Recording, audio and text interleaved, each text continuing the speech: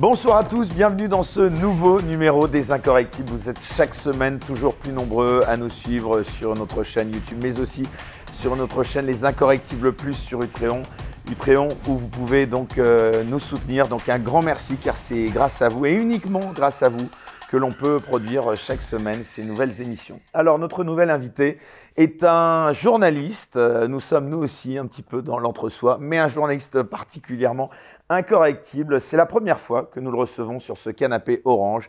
Il s'appelle Pierre Jovanovic. Bonsoir Pierre. Bonsoir.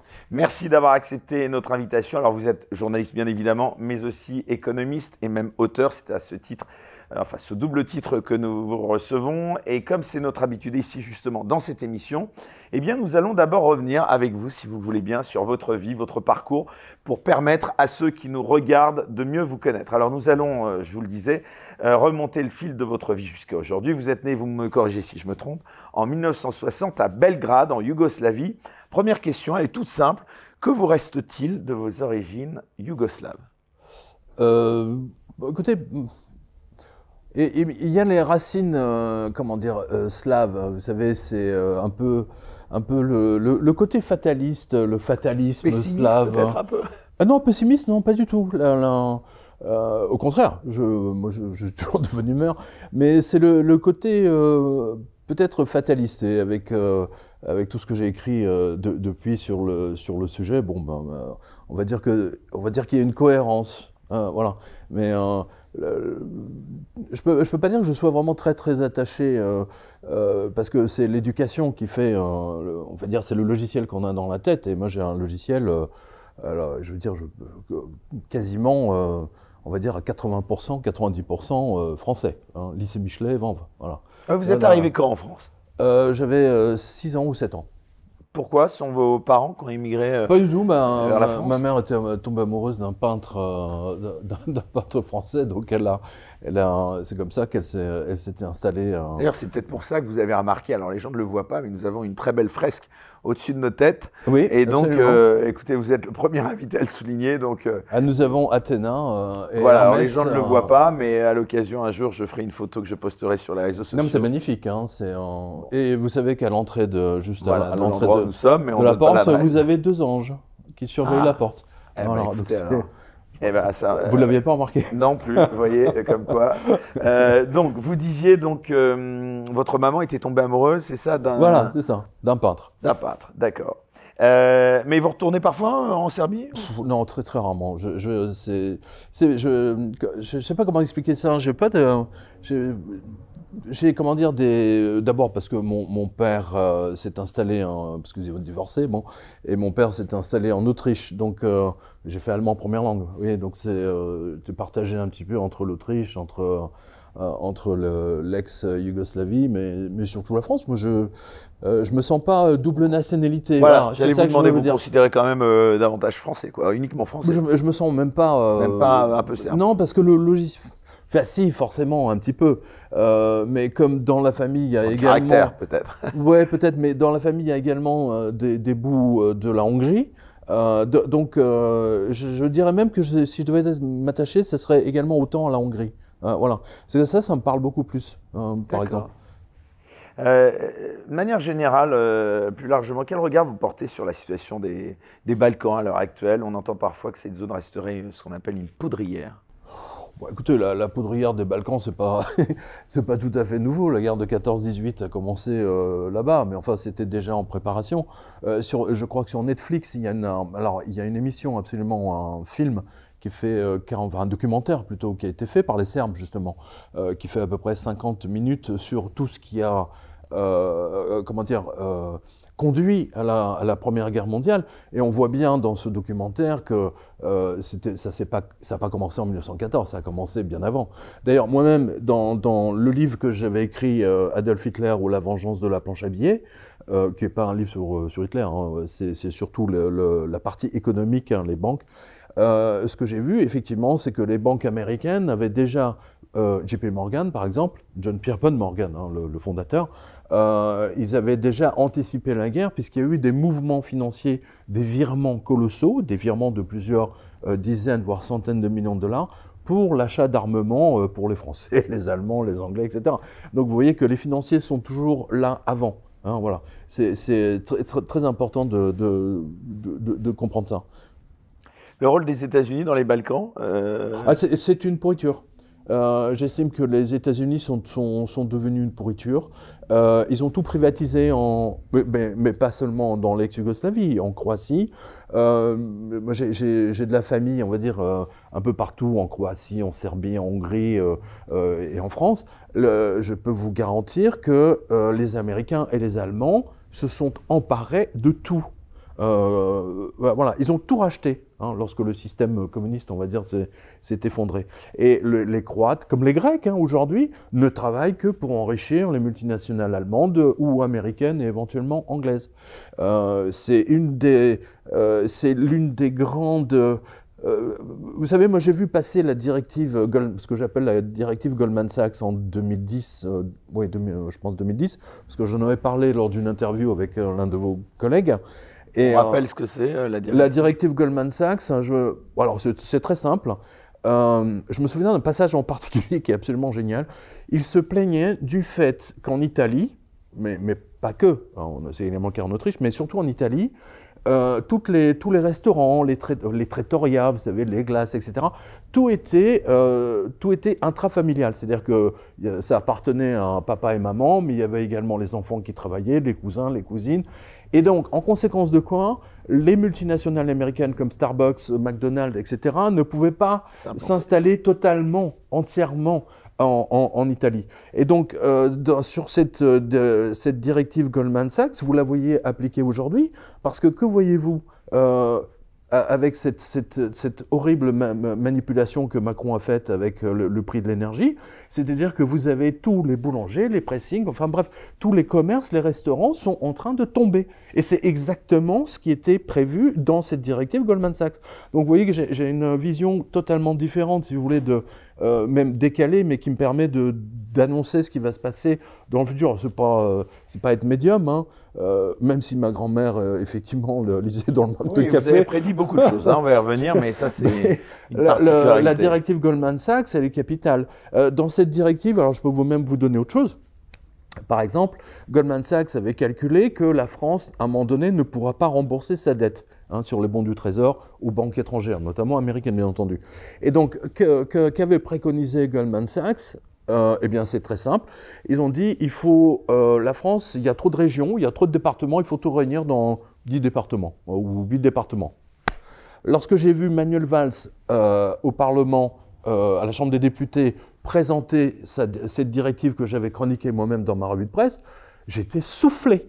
Et je me dis, mais comment un socialiste peut-il se prostituer à ce point-là pour en fait vendre la politique des multinationales américaines en France? Parce qu'il faut qu'on ne se trompe pas, ce que vous voyez actuellement, c'est la politique des multinationales américaines. Ce n'est pas du tout des hommes politiques américains, c'est carrément les multinationales qui dictent leurs lois. C'est extrêmement simple. Voilà. Donc cette directive Goldman Sachs, vous l'avez vu appliquée. Et en ce moment même, les boulangers sont en train de tomber. J'étais un des premiers à parler du problème des boulangers à cause de ce qui allait se passer de la privatisation de l'électricité, parce que j'ai vu la même chose en Californie. Vous savez, j'ai écrit un livre sur Blythe Masters, la banquière de la JP Morgan. Qu'a-t-elle fait ? Elle avait bidonné les prix de l'électricité en Californie et dans un autre État, au point que le FBI finalement a mis son nez dedans et donc ils l'ont démissionné à toute vitesse pour s'en débarrasser, pour pas que ça fasse de scandale. Et de mémoire, il me semble que JP Morgan a même payé. Ça, c'est pas si vieux que ça, hein, ça date d'il y a quoi ? Il y a 10 ans, même pas, 9 ans peut-être. Vous voyez ? Donc je vois cette manipulation parce que en tant que alors vous me présentez comme économiste, alors je n'aime pas le terme, d'abord je déteste les économistes. Journaliste économique plutôt. Voilà, parce que les économistes n'ont pas vu arriver l'explosion de Wall Street. Hein, à l'époque, quand je l'ai expliqué en février-mars 2008, on me prenait pour un dingue. Aucun des économistes que vous voyez aujourd'hui sur le plateau, je pense notamment à Touati, Cohen et tout, et tous ces économistes je veux dire, je préfère encore qu'on invite des voyantes ou des médiums, à la limite, hein, ou un marabout africain. Je pense qu'il serait plus juste que M. Touati et tous les autres.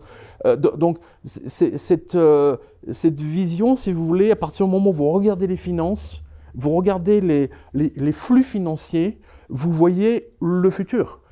Puisque tout est préparé d'avance. Hein, on finance les grosses opérations. Hein, voilà.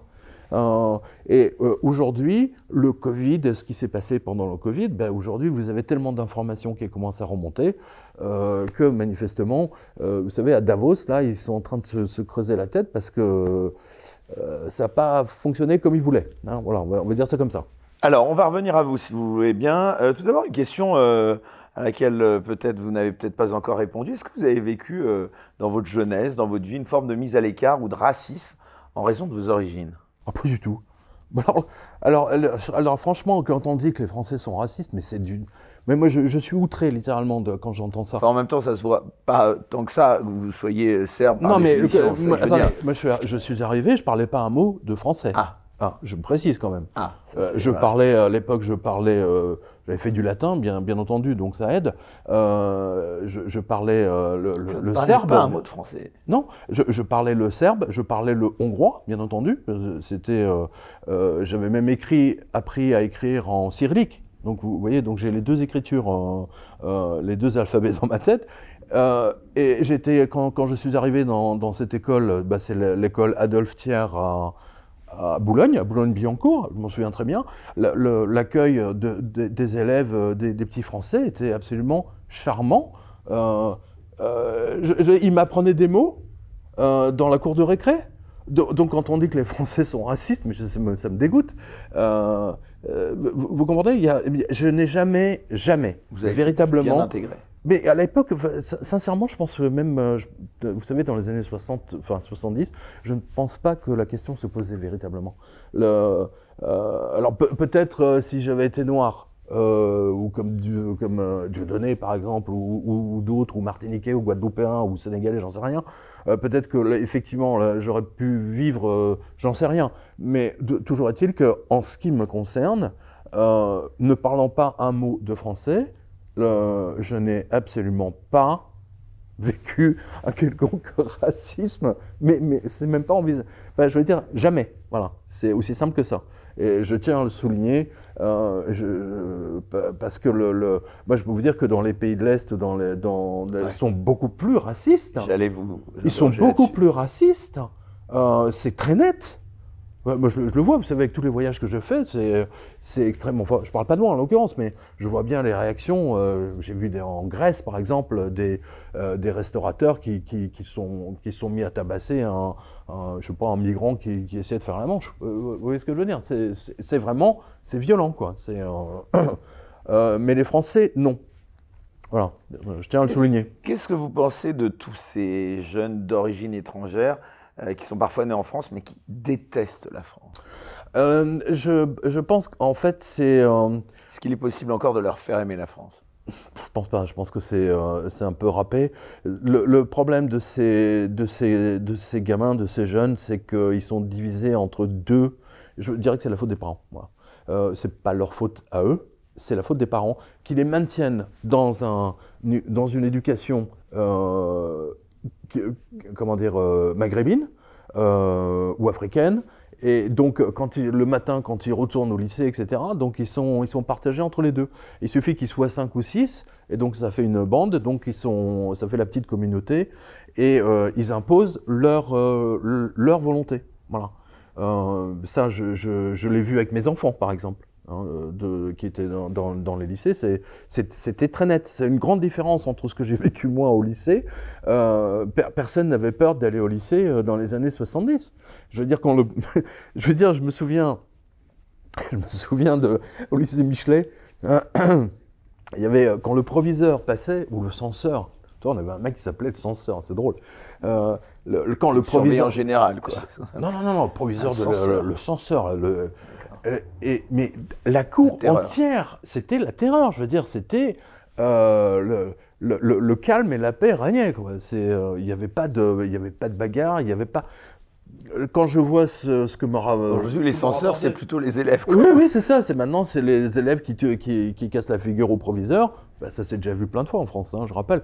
Et je pense que effectivement, c'est un problème, c'est un problème qui est imputable aux parents et pas aux enfants. Hein, voilà, c'est aussi simple que ça. D'ailleurs, là, si j'extrapolais maintenant sur le sujet de la France c'est quoi pour vous? D'abord, la France, c'est un environnement intellectuel d'une richesse sans fin. Il n'y a pas de pays, enfin si, il y a je pense que les Anglais, les Allemands, voilà, les Anglais, les Allemands, et aujourd'hui les Américains, parce que c'est très bien, mais il y a une richesse intellectuelle, une créativité intellectuelle telle que les autres pays n'arrivent même pas à la cheville de la France ou de l'Angleterre. Je parle en termes de production, de compositeurs, etc. Par exemple, on parlait de la Hongrie. Hein, voilà. C'est l'exemple typique, si vous voulez, d'un pays qui a une créativité absolument phénoménale. L'informatique ne serait jamais née sans John von Neumann. Hein, John von Neumann était un juif hongrois, un ingénieur, et c'est lui qui a posé les bases de l'informatique moderne. Vous n'avez pas le processeur Intel hein, sans Andy Grove. Andy Grove était hongrois. Il a quitté la Hongrie lors de la révolution de 1956, quand les Russes sont arrivés. Vous voyez, la Hongrie, par exemple, a le plus gros, on va dire, c'était peut-être pas le cas aujourd'hui, mais à un moment donné, ils avaient le plus grand nombre de prix Nobel. Pas forcément au nom de la Hongrie, mais parce ils se sont installés aux États-Unis, en Angleterre, mais ils étaient d'origine hongroise. C'est très intéressant. Et c'est ça, pour moi, la France, c'est ça. C'est un environnement intellectuel d'une richesse sans nom. Voilà. Et et surtout, vous savez, l'idée de l'égalité, fraternité, etc., c'est quelque chose d'absolument extraordinaire. Vous allez dans des pays, je sais pas, vous allez par exemple en Turquie, là tout de suite, vous voyez que vous êtes au Moyen-Orient, que vous êtes jugé sur d'autres critères. Vous voyez vous retrouvez encore cette histoire de liberté, etc., un peu aux États-Unis. Hein, ils sont encore très accros à ça. En Angleterre, non, parce qu'ils ont l'aristocratie. Et c'est ça qui fait la France un pays unique. Mais malheureusement, la France que j'ai connue, pardon de le dire, mais j'ai l'impression qu'elle est en train de disparaître, quoi. J'ai l'impression que Macron est en train d'achever. C'est Becbédé qui avait écrit un livre, je crois qu'il avait publié en 1999 ou 2000, Inventaire avant la faillite générale ou un truc comme ça. Mais vous savez, dans ses vapeurs, Becbédé a sorti des trucs absolument étonnants. Et c'est vraiment ça. Brillant. Oui, ça, vraiment, je pense que la France est en train d'être effacée. Et c'est la volonté toujours de cette classe mondialiste, si vous voulez, qui veut qu'on efface les pays, le fait d'appartenir à un pays. C'est pour ça que vous avez ils mettent en avant toutes ces histoires de communauté. Hein, les Traoré, les manifestations des Traoré, c'était, pour moi, enfin bon, genre, passons. Non, mais on va y revenir alors plus longuement dans un instant. D'abord, encore une fois, j'aimerais qu'on continue à parler de vous. Est-ce que vous pouvez nous raconter votre enfance et comment vous en êtes arrivé à devenir journaliste? Alors, votre enfance, plutôt une enfance. Oui, votre question est pertinente parce que j'en ai parlé il n'y a pas très longtemps avec Michel Polnareff. Ça, c'est chic. Merci. Pardon. Non, mais c'est chic de me comparer. C'est bien de faire la transition. On a eu le même échange. Vous connaissez Michel Polnareff?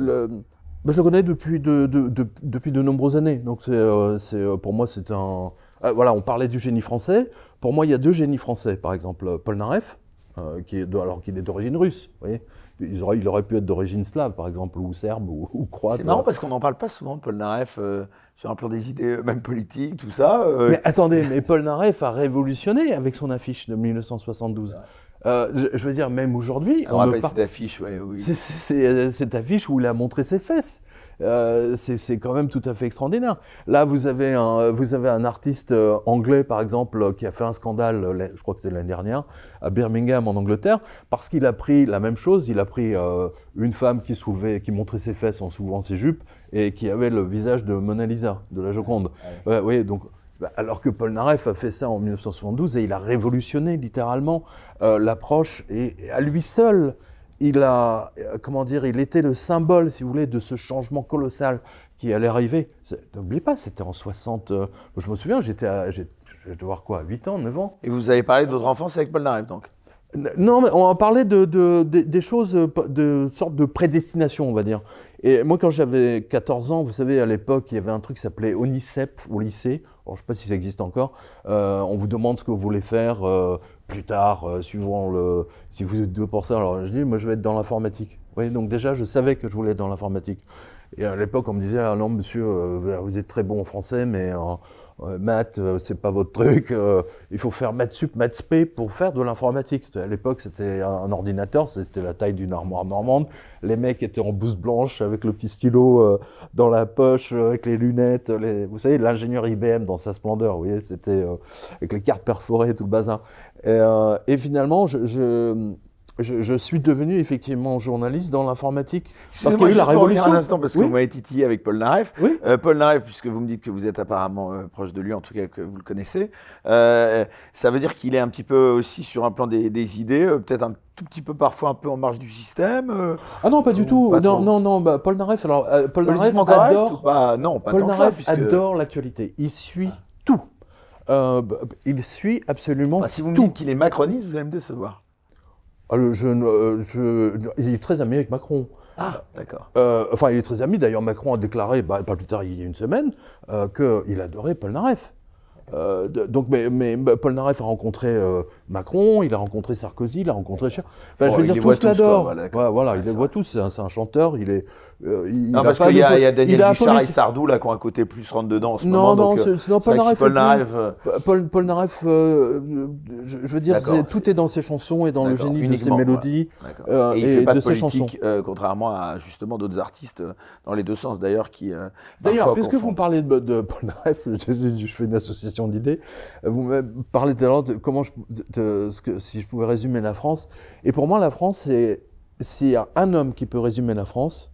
Alors, c'est quelque chose d'inattendu pour la plupart de vos spectateurs, c'est André Le Nôtre. J'ai pensé Gaston Le Nôtre, moi.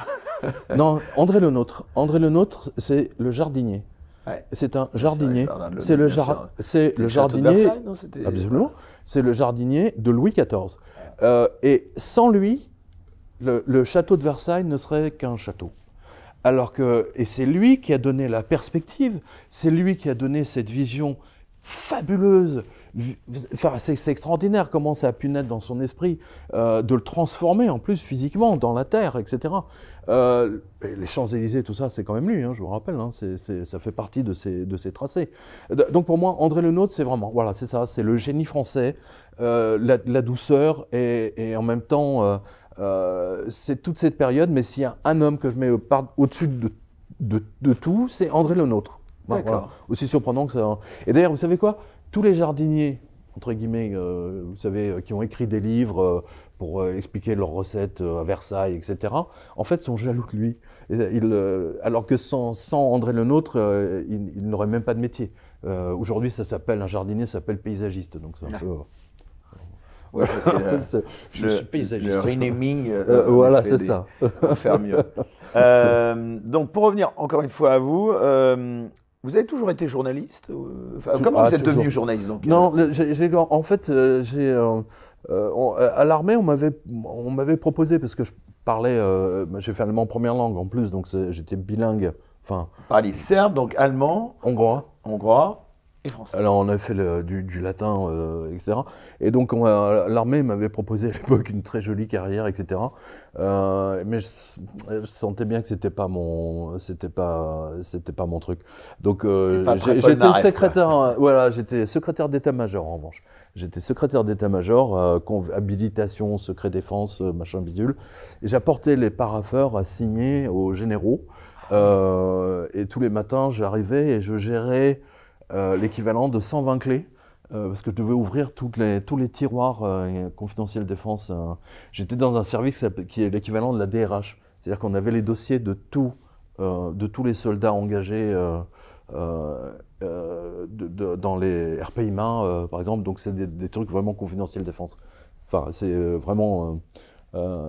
donc ça a été une expérience pour moi extraordinaire. Après, je suis tout... Et alors le lien donc avec le journalisme ensuite, comment ça s'est fait naturellement? Le lien, en fait, j'avais comme Juste après l'armée, en fait, j'avais répondu parce qu'à l'époque, il n'y avait pas Internet, hein, je précise.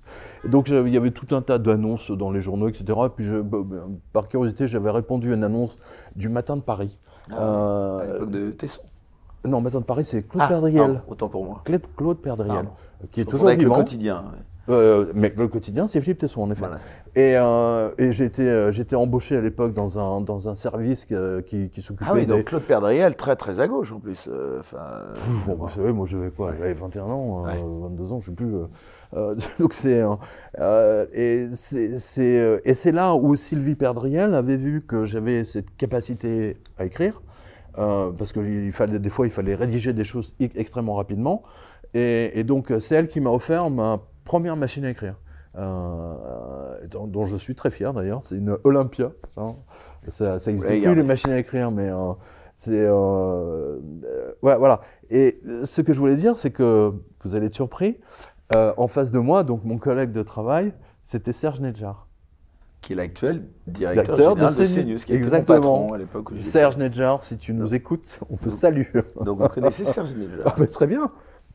Très bien. Donc vous voyez bah tiens, non, mais c'est intéressant que vous parliez un peu de lui parce que c'est quelqu'un de très secret. C'est un garçon brillant. C'est un garçon, d'abord, il a une intelligence absolument remarquable. Il est mais alors très discret, très timide. Souvent critiqué dans la presse, justement. Alors, ils ne sont pas habitués à avoir des directeurs comme son profil. Nous, on a dévié. En fait, nous, on a dévié. C'est-à-dire que Serge a continué parce que sa passion, c'était la pub. Donc, lui, il a continué à être chef de pub, puis directeur de pub, puis directeur général de journaux, et jusqu'à piloter CNews. Donc, c'est une évolution logique. En revanche, pour ma part, moi, mon premier article véritable, c'était mon tout premier article, hein, c'est 2 pages du Matin de Paris au milieu, avec une annonce. Alors attendez, si je m'attendais à ce que vous me parliez de Serge Nedjar, là, je suis assez surpris. Voilà. Et vous êtes resté en contact un petit peu ou...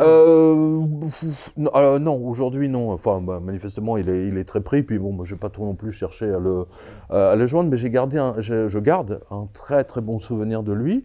Mais c'était un garçon absolument charmant. Il avait un sourire angélique. Hein, c'est rare les hommes qui ont des sourires angéliques, et c'est le cas de Serge Nedjar. Et Sylvie Perdriel, donc la femme de Claude Perdriel à l'époque, elle avait ce don de repérer. Et il y avait avec son bras droit, là, Michel Cohen, qui était là j'ai perdu le but, mais elle avait le don, si vous voulez, comme Tesson d'ailleurs, ce don de repérer les talents. Je ne sais pas comment expliquer ça, mais bon, il y a des gens qui ont ce don. Non, mais vous savez quand même que vous devez être un des rares journalistes observateurs qui disent du bien, accessoirement dans les médias mainstream en tout cas, de presse écrite, alors là on ne décide même plus, qui disent du bien de CNews et de Serge Nedjar en particulier, qui avait été vivement critiqué, hein. Je me souviens même, je crois qu'on l'avait surnommé, enfin j'avais trouvé ça sidérant, le général Tapioca, je crois que c'était Libération ou le site Les Jours, je ne sais plus, mais il y avait un des deux qui l'avait vraiment brocardé et qui avait fait un des portraits de lui comme quelqu'un de très... Et là, pour l'avoir côtoyé, je confirme que c'était quelqu'un en effet de tout à fait agréable qui discutait. Mais connaissant Serge Nedjar, parce que ce que je vois avec le recul, hein, parce que ça fait 40 ans que je suis journaliste, avec le recul, c'est qu'en fait, ce sont nos premières années. C'est un peu comme Freud qui dit, vous savez, les 3 premières années de votre vie vont définir vos comportements d'adulte, etc. Mais je dirais que les 3 premières années de notre vie professionnelle définissent quelque part les grandes orientations. Et en ce qui concerne Serge Nedjar, Serge donc a pris l'option pub. Et il ne faut jamais l'oublier, et Sylvie Perdriel, en l'occurrence, n'était pas prête de l'oublier non plus, et Claude Perdriel non plus. C'est-à-dire que ce qui fait un journal, c'est quand la pub rentre, par définition. Hein, c'était un journal papier à l'époque. Et donc, Serge Nedjar a appliqué cette méthode de Perdriel, Et grâce à lui, les titres n'ont pas perdu d'argent, ou du moins s'il perdait, il a dû limiter. Il ne vivait plus que de la subvention, parce qu'aujourd'hui les titres oui, parce de presse ne vivent que de la subvention, et quand on a le malheur de faire de l'argent en dehors de la subvention, on est suspect. Et je le trouve mal placé de la part de Libération, qui a nommé un ancien du Mossad en tant que rédacteur en chef venir donner des leçons à Serge Nedjar. Je trouve ça assez drôle. Et Libération, par définition, est mal placé pour... Enfin, c'est de manière générale, c'est vrai que là, c'est aussi parce que Serge Nedjar est le directeur général d'une chaîne qui appartient au groupe Canal+, et donc qui est dirigée par Vincent Bolloré. Mais peu importe, et mais en il effet, il n'a pas très bonne presse auprès de cette presse-là. Non, mais donc attendez, Libération, tout média qui n'est pas d'accord avec la doxa de gauche, et plus particulièrement France Insoumise, est par définition brocardé, mis à l'écart, etc. J'en sais quelque chose. J'en sais quelque chose quand même. c'est intéressant parce que CNews, justement, qui est devenue la deuxième chaîne info de France, d'ailleurs, qui fait une campagne, je crois, de communication en ce moment assez importante. Voilà, qu'est-ce que vous en pensez? Tiens, parenthèse, et après on reparle de vous, du succès inattendu de cette chaîne info qui justement, sous la direction de Serge Nedjar, oui, a pris un envol particulier. Enfin, c'était Éric Zemmour qui en partie avait participé à faire décoller tout d'un coup l'audience. Non, mais la polarisation en politique se ressent dans les médias. C'est pas BFM, quoi. Bah non, BFM, c'est la chaîne Collabo. Je l'appelle comme ça. Il se passe la même chose aux États-Unis, c'est-à-dire que vous avez CNN et ABC News, NBC News, etc., qui sont toutes alors dans le politiquement correct, woke, machin truc, et puis vous avez juste une chaîne, Fox News, qui était de droite. Et vous avez la même polarisation en France, vous avez la même polarisation en Autriche, en Espagne, etc. Et que dire en Italie, avec Berlusconi? Vous me suivez? Donc c'est très intéressant, si vous voulez, de voir ça. Et moi, moi, j'ai jamais travaillé en télé, parce que ça m'a jamais attiré. Mais moi, franchement, je félicite Serge Nedjar d'avoir secoué le cocotier et d'avoir fait tomber tous ces gens qui essayaient, des syndicats qui essayaient d'imposer leur vue. Je veux dire, les syndicats doivent défendre les salaires, etc., mais n'ont pas à intervenir sur la politique éditoriale. Enfin, mais c'est tout à fait nouveau. Le SNJ se permet ça en permanence, quoi. Hein, voilà. Donc c'est. Écoutez, non, mais c'est. Mais moi, je ne savais pas que vous connaissiez, que vous avez travaillé avec Serge Nedjar aussi. Voilà. Une séquence. C'est un homme charmant. Je vous assure, j'ai gardé j'ai gardé vraiment un très bon souvenir de lui. Et lui, il voyait bien que je voyais. D'ailleurs, je me souviens maintenant qu'on en parle.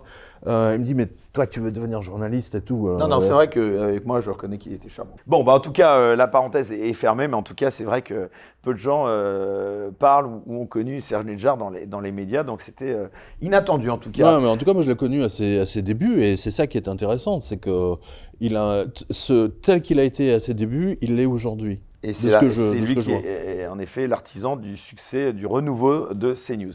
De manière générale, qu'est-ce que vous pensez, Pierre Jovanovic, d'évolution du journalisme depuis que vous êtes, on va dire, entré dans la profession?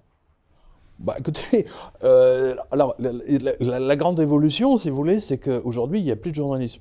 Bah, c'est simple, clair et net. Enfin, quand je dis il n'y a plus, je veux dire, les journalistes actuels n'ont plus rien à voir quasiment de ce que j'ai connu j'oserais dire à mon époque.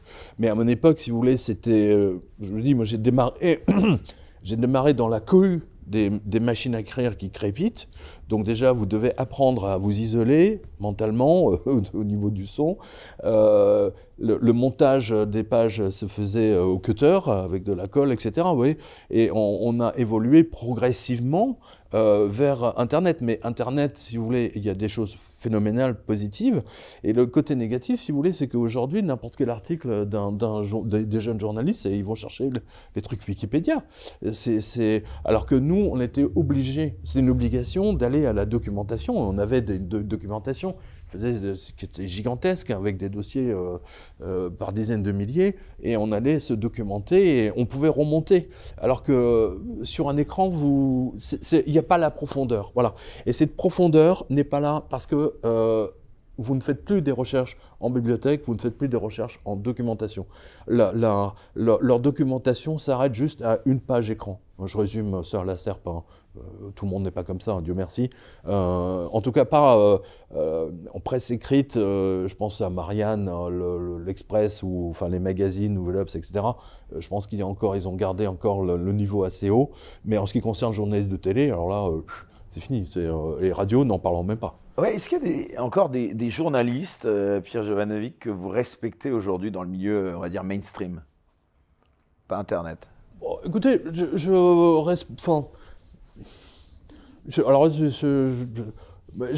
j'apprécie beaucoup Pascal Praud parce que justement il montre cette ouverture d'esprit exactement comme celle de Philippe Tesson. Décidément, là, on va vous soupçonner de vouloir une place à CNews, hein, parce que Serge Pascal Praud. Mais Pascal Praud, parce qu'il a cette ouverture intellectuelle qui est exactement celle de Philippe Tesson, où j'ai œuvré pendant 15 ans, avec Zemmour justement. Parce que à la rédaction du Quotidien de Paris, vous aviez des journalistes de gauche, vous aviez des journalistes de droite, d'extrême gauche, d'extrême droite, encore pas tant que ça, il y en avait un. Voilà, il y avait vraiment tout.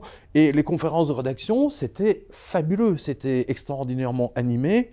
Et ce que j'ai appris, c'est peut-être une des rares choses que j'ai apprises d'ailleurs, la recette qui marche à tous les coups, c'est que si nous, à la conférence de rédaction, on s'amusait et que c'était passionnant, etc., les ventes du journal étaient toujours très bonnes et on faisait des cartons, etc.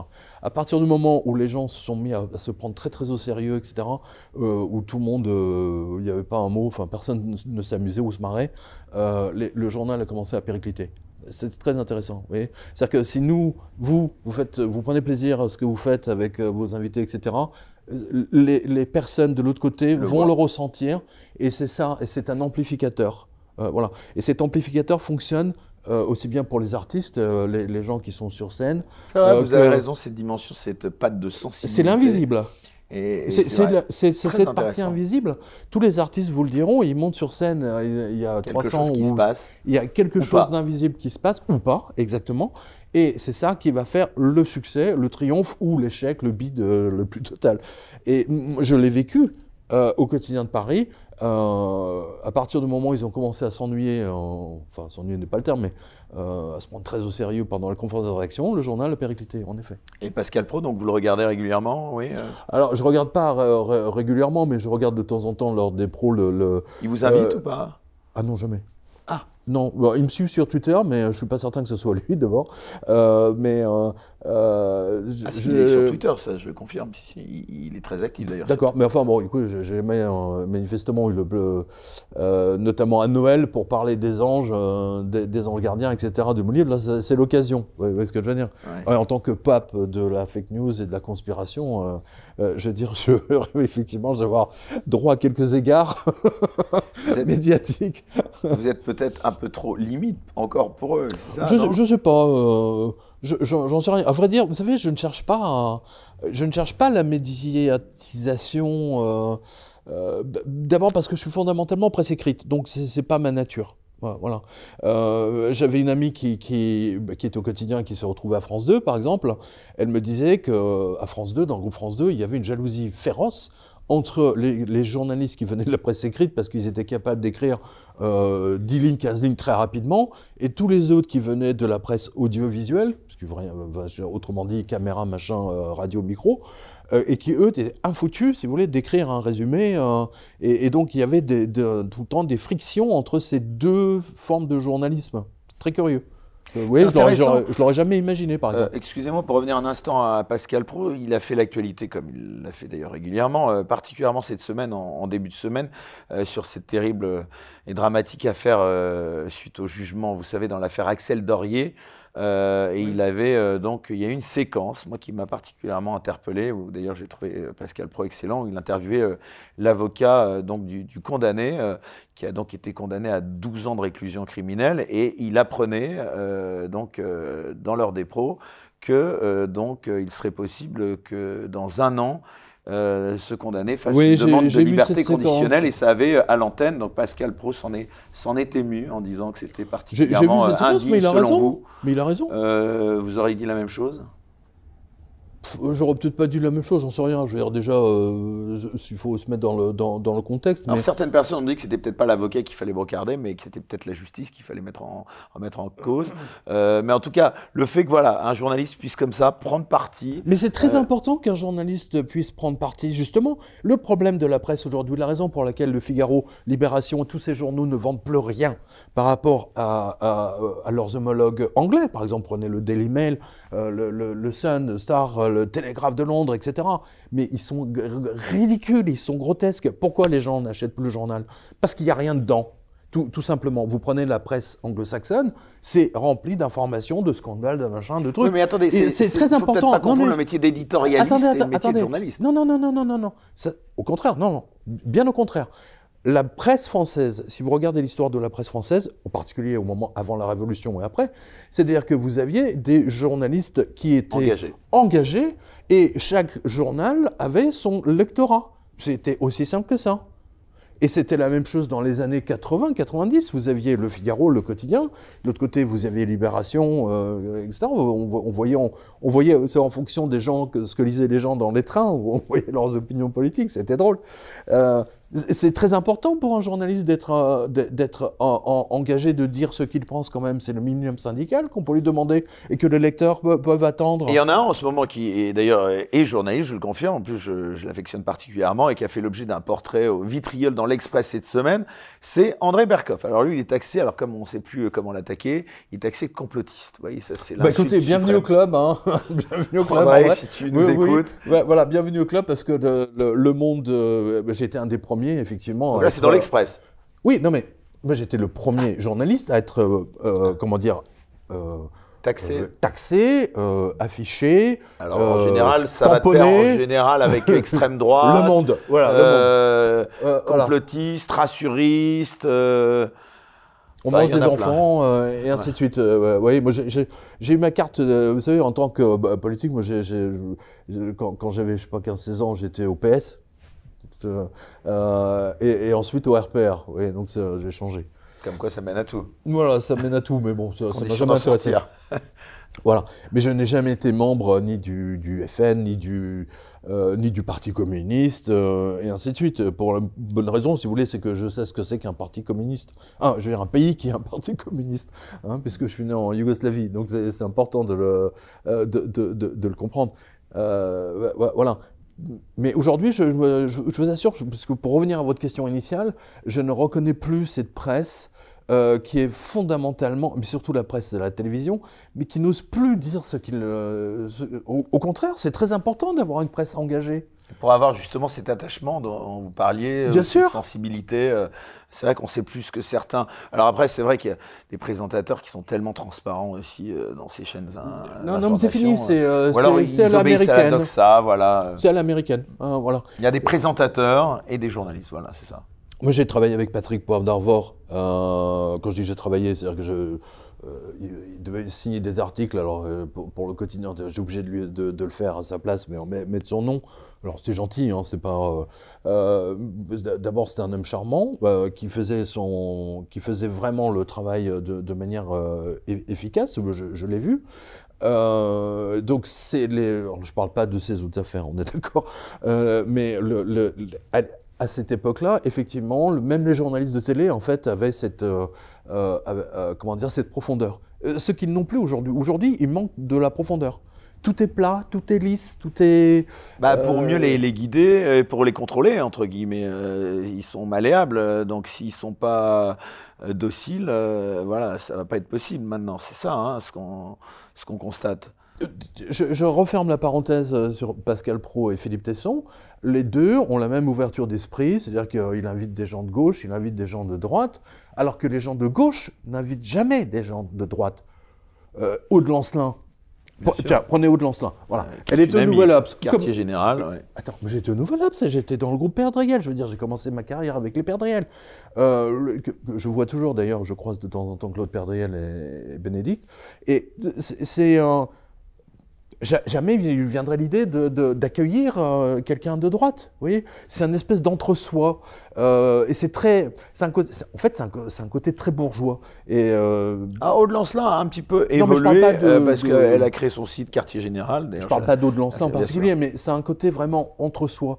Et si vous regardez les gens de la France insoumise qui dénoncent la bourgeoisie, non, en fait, ils ne sont que les plus grands bourgeois. Parce qu'ils sont dans l'entre-soi, notamment des médias. Alors que pour moi, quand j'étais à Radio Ici Maintenant, par exemple, on a invité beaucoup de gens. Je me souviens, on avait fait le pied de... Mais combien de fois on avait appelé Mélenchon? On l'avait appelé je ne sais pas combien de fois. Mélenchon refusait de venir. Alors que franchement, la Radio Ici Maintenant n'était pas marquée. Vous comprenez? Mais ce que j'avais comme réponse de son attaché de presse, ce qu'on avait comme réponse, vous n'êtes pas assez important pour nous. J'allais vous le dire, ça ne m'étonnerait pas de... alors que d'autres politiques sont venus, Marine Le Pen est venue, vous voyez, ils ne nous ont pas dit vous êtes des nuls, votre audience ne nous intéresse pas. Vous comprenez? Je trouve ça très méprisant en plus de la part de Mélenchon.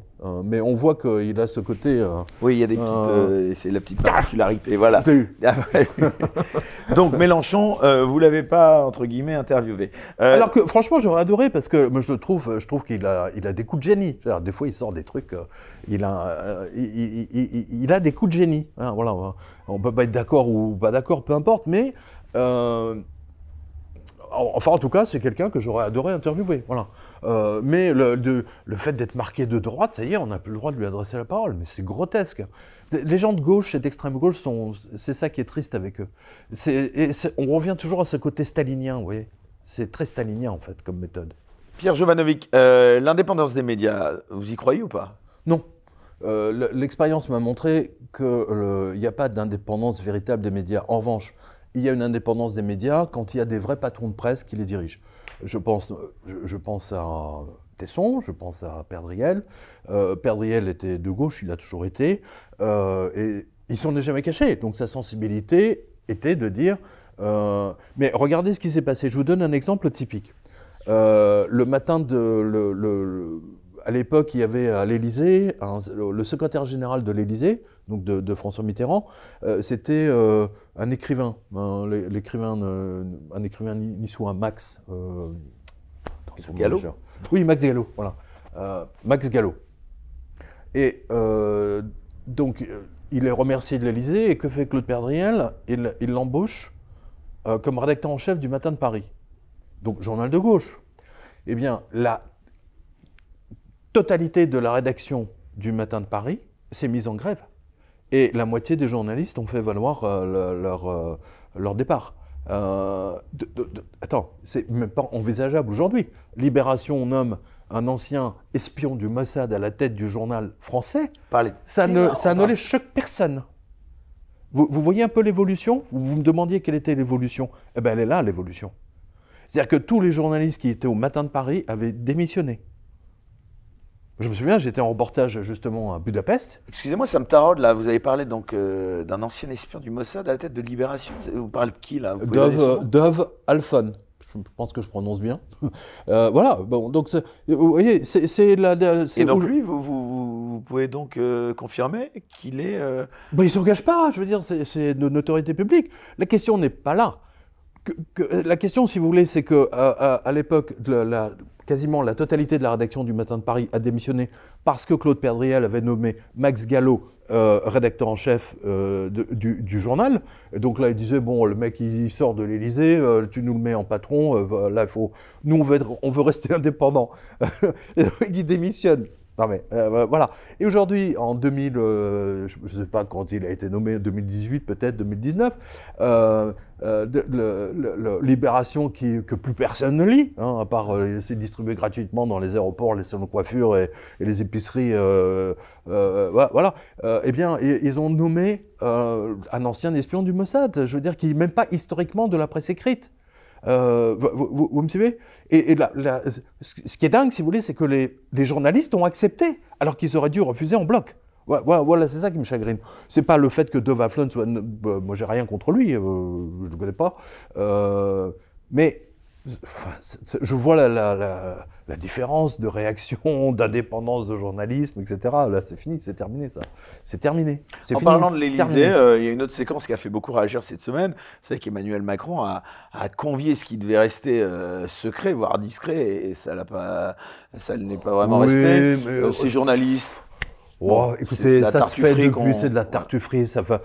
Mitterrand faisait ça régulièrement. On a même l'impression qu'il a fait en sorte que ça se veuille discret pour que ce soit mieux répété. Exactement. Genre, Macron, il est malin, hein, attention. Hein, il n'est pas né non plus de la dernière pluie. Il les a ridiculisés, ces journalistes. C'est ça qu'il faut voir. Macron les a ridiculisés. Il a montré à toute la France à quel point ils étaient nuls, à quel point ils obéissaient, ils mangeaient dans sa main. C'est ça que Macron a des côtés géniaux, hein, même dans son désastre dans lequel il est en train de mettre le pays. Mais Alors, ce qui est marrant, c'est que ça arrive après que RT, vous savez, la chaîne Russia Today, je trouve ça scandaleux. fermée. Je trouve ça scandaleux. Voilà, je vais vous faire réagir là-dessus. Absolument scandaleux. Qui est accusé de faire de la propagande, et c'est intéressant parce que quand RT ne fait pas plus de propagande que France 24, selon vous. Que France 24 et surtout les agences de presse américaines. Hein, parce que s'il y a bien quelqu'un qui fait de la propagande, ce sont bien les Américains, je vous le rappelle. C'est les spécialistes de la guerre des médias. Vous savez, les Américains sont les numéros 1 de la guerre des médias. Voilà. Donc le fait de fermer Russia Today, Macron obéit à ses maîtres américains, il obéit à Washington. À Washington, la CIA lui a dit Russia Today, on n'en veut pas, il faut le fermer, surtout pas. Là, en l'occurrence, ils disent qu'ils obéissent à l'Europe, parce que ce serait une directive européenne. Mais j'estime que Russia Today a le droit de s'exprimer, d'autant qu'ils ont rempli tous les critères pour avoir. Ils étaient validés par l'Arcom, hein, mais bien sûr, CSA. Exactement, ils étaient validés, donc. Mais ils ont commis une grosse erreur. Cela dit, ouais. ils ont embauché les mêmes qu'on voyait avant. Donc déjà, je vois pas trop bien où était la différence de l'information. Peut-être une fois ou deux, et c'est tout. Donc je vois pas trop bien ce que Russia Today a apporté sur la scène des médias français, pas grand-chose. Mais ce qui est scandaleux, c'est de les fermer, de surtout fermer leurs comptes. C'est dingue. De geler leurs comptes. On se croirait dans un pays africain, quoi, avec un nouveau dictateur. C'est ça qui est dingue. Qu'est-ce qu'il faudrait faire selon vous maintenant, parce qu'après avoir dénoncé ce qui ne va pas, les solutions, qu'est-ce qu'il faudrait faire pour que les médias soient davantage indépendants? Alors déjà... Couper leur financement Exactement. Déjà la première chose, si vous public, voulez... en tout cas pour certains. Ah ben complètement. Attendez, mais vous trouvez ça normal? Vous avez des entreprises, des milliers d'entreprises, des restaurants... Je ne parle même pas d'entreprises, on va parler de restaurants, des boulangers, tiens, parce que c'est l'actualité.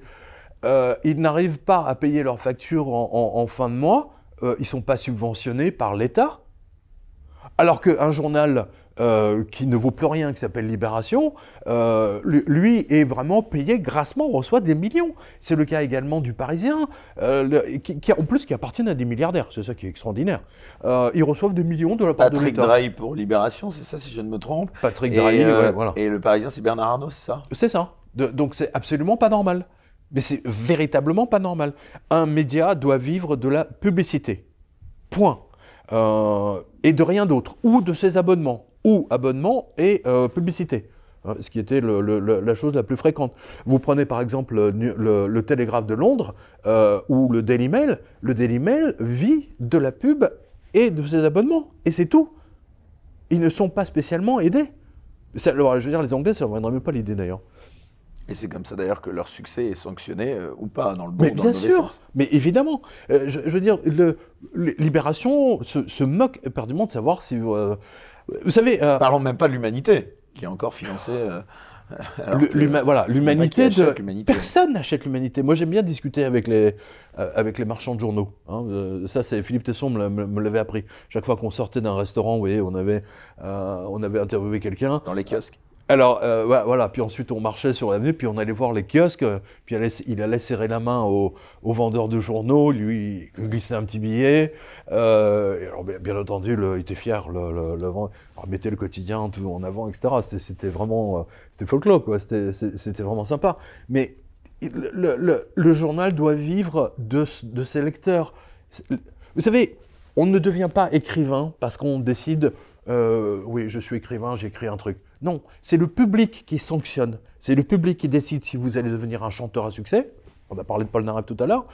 Si vous allez devenir un écrivain à succès, on parle de Bernard Werber, qui est détesté de toute la critique, par exemple, hein, voilà, ou de Beigbeder, qui lui, voilà, ce sont des écrivains. Mais c'est le public qui les a fait écrivains et personne d'autre. C'est la même chose pour la presse. C'est le public qui définit si... D'ailleurs, vous savez, il n'y a que 2 titres qui sont... D'ailleurs, c'est 2 titres que j'achète régulièrement. C'est Paris Match et surtout le Figaro Magazine. Le groupe Le Figaro, Figaro Magazine, Figaro Madame. C'est la famille Dassault, Le Figaro. Oui, mais Le Figaro, Match, il tient la route. Attendez, Le Figaro Magazine, il tient encore la route. Alors qu'auparavant, vous avez l'Express... Paris Match, ça tient encore la route, ouais, d'après vous? Non, mais moi je regarde, vous savez, je regarde les Paris Match, si vous voulez, ça vous donne... Quand on voit les articles de BHL dans Paris Match, je me demande parfois où est le journalisme. Mais non, mais il n'y a pas de journalisme, c'est un prêt de voix. C'est un prêt de voix, vous le savez très bien, c'est comme il officie également au Point. Mais le Point, aujourd'hui, est totalement sur la ligne de Washington. Je veux dire... non, parce que l'ancien ambassadeur... 25 contre Erdogan. En effet, ils ont fait... 25 aux États-Unis contre Erdogan, le chroniqueur au Point. Ouais, voilà. Parce qu'ils sont sur la ligne Washington-Tel Aviv, quoi. Bon, c'est normal avec Barnard, avec BHL. C'est tout à fait normal. Un journal ne devrait pas être subventionné par l'État. Sinon, c'est le journal officiel. Et c'est ce qu'on a aujourd'hui. Pour voir la suite de l'émission, sans aucune censure, merci de vous abonner à la chaîne Les Incorrectibles Plus sur Utréon depuis le lien en description sous cette vidéo.